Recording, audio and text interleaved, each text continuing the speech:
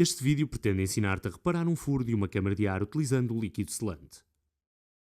Esta operação pode ser feita sem teres que tirar a roda da bicicleta.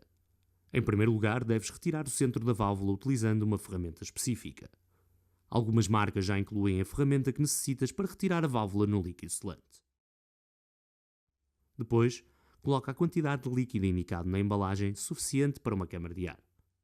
Volta a colocar o centro da válvula e abana a roda para que o líquido se espalhe no interior da câmara de ar. Por fim, enche o pneu e verifica se este não perde ar.